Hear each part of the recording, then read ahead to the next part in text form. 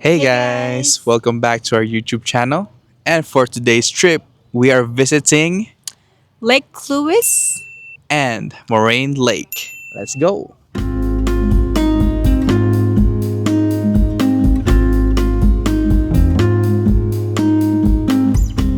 So ano nga bang ginagawa namin ngayon dito sa Lake Louis? Bukod sa gusto namin siyang i-visit ng summer, which is hindi siya mukhang summer ngayon.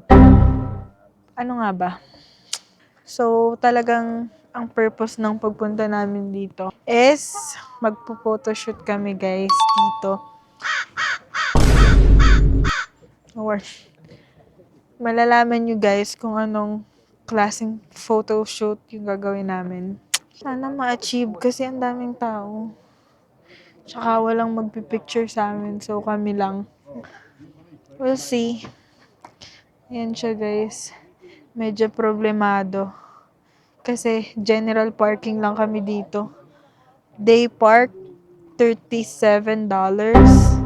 Hindi naman kami dito mag-iisang araw. Lagi siyang nakasali, no? Gusto niya ng exposure. Pakita natin siya. Ano, magsalita ka ngayon. Ayaw niya magsalita. So nakabayad na kami ng parking and we're now going to go down the hill and see the lake. Yeah, it's kind of cold right now, guys. Nakaano lang ako. Ito lang, tapos nakadress ako talaga. Yep. Because as she said, we're going to have a photo shoot. That's why. Tiis ganda ngayon, guys. Lagi naman eh. Nung nakaraang punta din namin dito, is ganda rin eh. Kailan mo yung gusto lang namin ng normal na ano? Normal na pagpunta dito, yung hindi ka mahihirapan sa lamig.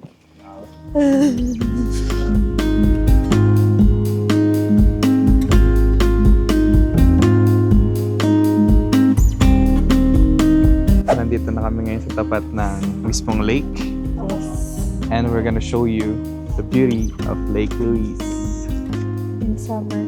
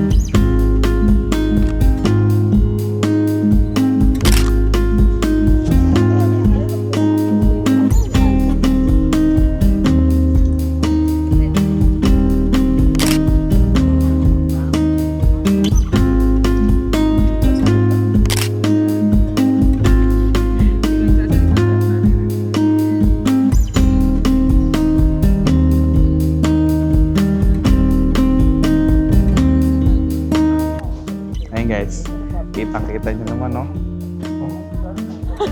Sabik mo sa Ayun, no? Napakaganda, guys. Napakaganda. So, yung lamig, habang tumatagal, umu-okay. Okay din naman siya. Nagiging immune na yung balat.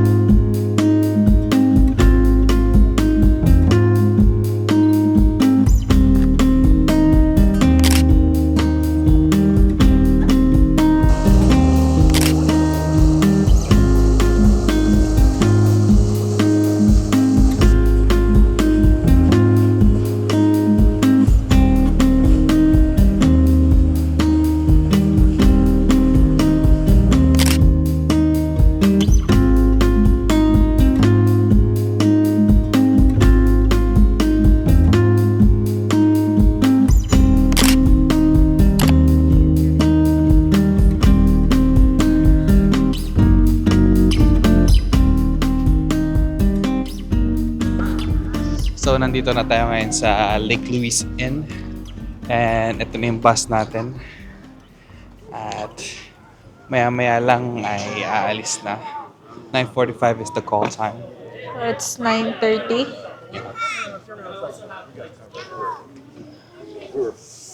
Ayun pala. Shuttle checked-in.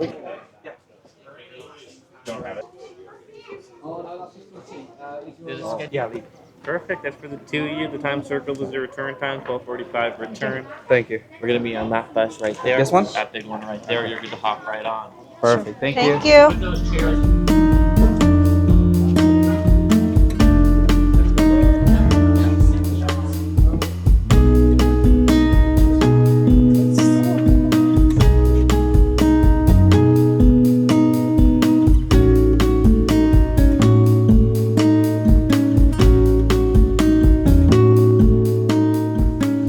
So, nakasakay na kami sa aming shuttle papunta ng Moraine Lake. And ilang ang estimated travel time from here? Not sure, maybe 30 minutes, maybe? 15? Yeah, around that. And thank God hindi ako magdadrive kasi pagod na ako, guys. Nagkakaroon siya ng leg cramps, guys. Dito Yeah. sa Left leg. left.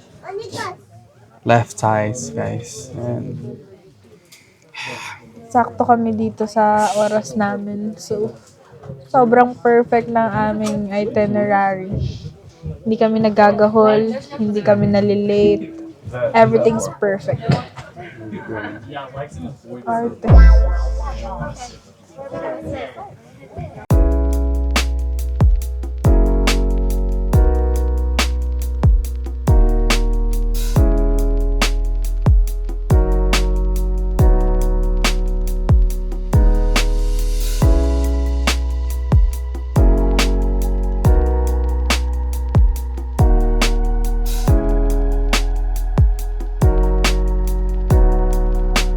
The bus through the clouds are the 10 peaks. These are the mountains that sit out behind the Moraine Lake.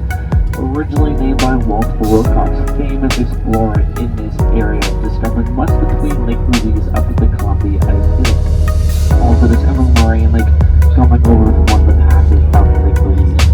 Now, when Mr. Wilcox saw these mountains, he named them from 1 to 10 in the local indigenous language, which is the Stoney Nakoda. Today, though, only 9 of them still have their original indigenous member names, but collectively still known as the 10 Peaks together. So, we're here at Moraine Lake. pero wala pa talaga kami sa lake, guys. At Magkano pa kakababa kami? lang namin at kakapalit lang namin ng damit. Ngayon, ito namin tong sign. Which Pupunta is tayo sa rock pile kasi yun yung magandang view. spot. So we decided to go up first, then go down. So, but we're gonna go down. Right here. 250 miles lang naman. So, malapit lang siya. No, 250 meters. Ay, meters. Bakit ba Yeah, miles?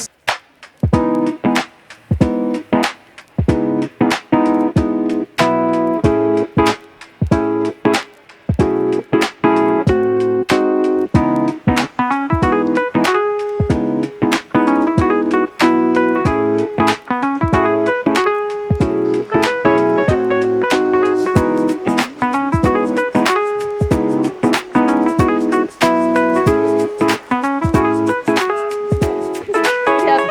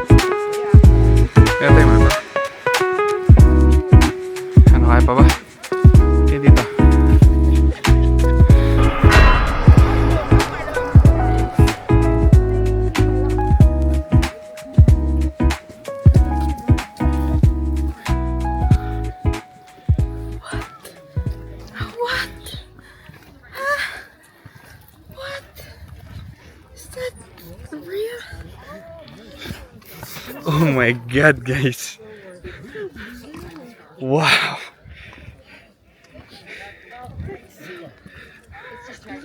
Guys. Akala ko filterized lang yung nasa Instagram, like Oh my oversaturated, but days. it's not. Mas saturated pa tong kulay na to, guys. Saturated pa to, over to. So ipapakita namin sa inyo, guys, ang napakagandang Moraine Lake, guys. Hindi kami makapaniwala. Yeah.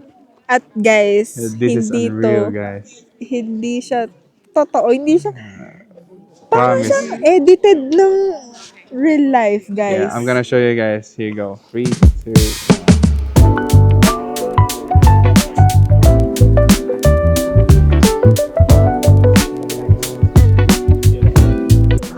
Sabi sa inyo, guys, grabe. Itong video na to, it's not, I'm gonna show you guys. This is the clip na hindi siya edited.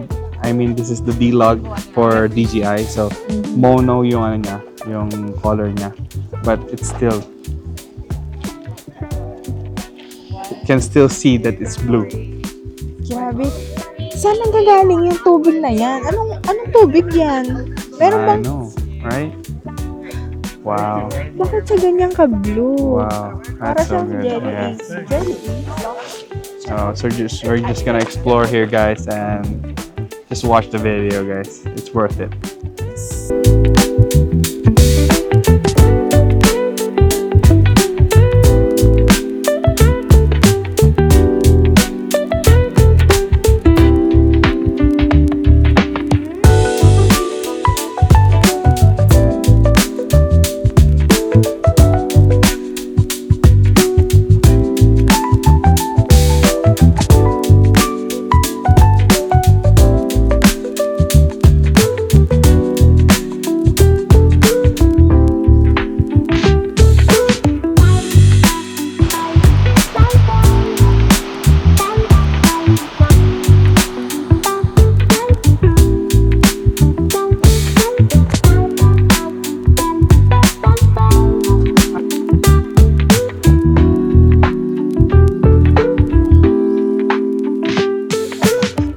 So yun nga, guys, yun talaga ang aming announcement. Yun ang aming gustong i-share sa inyo.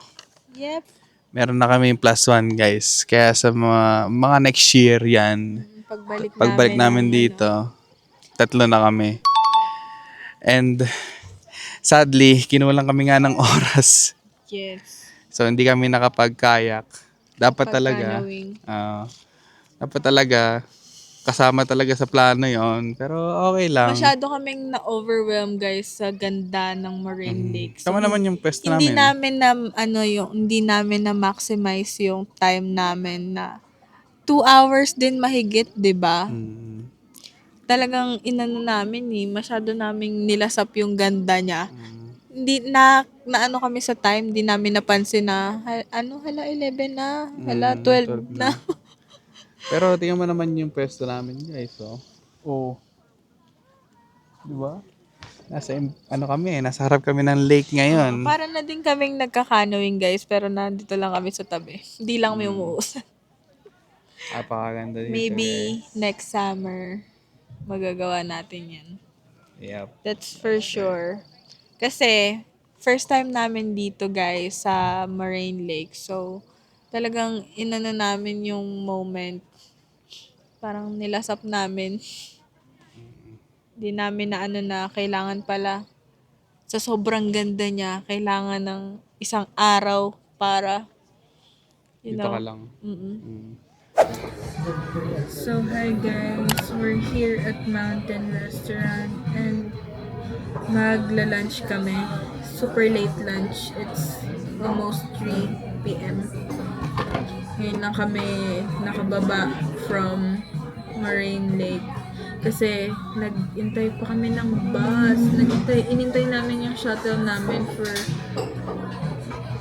more than an hour. Kaya nasira yung time namin. Actually, yung time namin doon, 'di ba, sabi namin is until 12:45 kami. And dumating kami right exactly 12:45.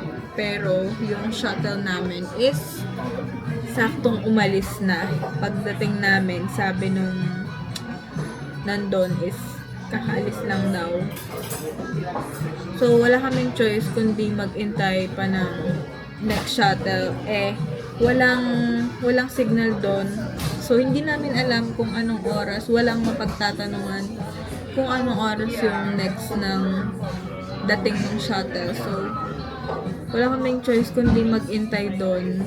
Like, wala kaming idea kung gaano katagal yung waiting time. So, ayun, ang ending, 1 hour and 15 minutes.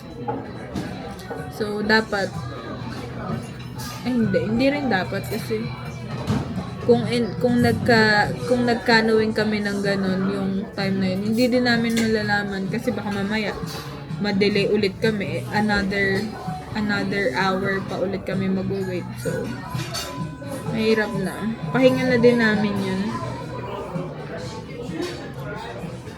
So yun nga guys, kung nagtataka kayo bakit konti lang yung clip namin na nasa Moraine Lake, kasi nga meron kaming syempre first time and picture kami doon and enjoy muna namin yung view and ayun nga Tayong separate vlog. Meron kaming separate vlog on Moraine. That's why konti lang talaga yung clip na nakuha namin. And instead na clip, ang papakita namin sa inyo, papakita muna namin yung mga pictures namin. So, there you go.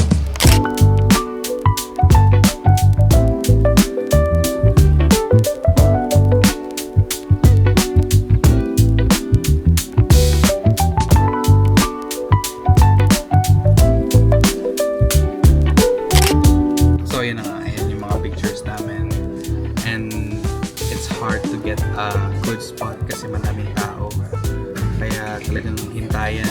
Like, nasa edge kami ng cliff, yung ano doon, yung mga rock, nandun kami sa gilid. Nakakatakot, baka pa akong malaglag mo.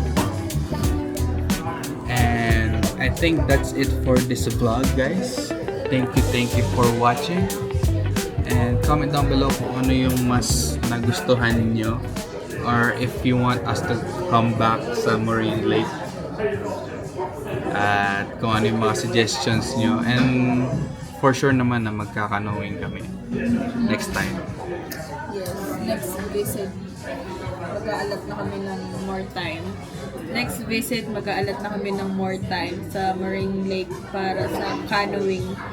Sobrang ganda ng tubig, guys. Like, ang ganda niya sa mata. Like, paano ba, di ba, kung nandun tayo mismo sa ibabaw ng tubig. Ganda niya, guys. So, that's it. Thank you for watching, guys. See you in the next vlog.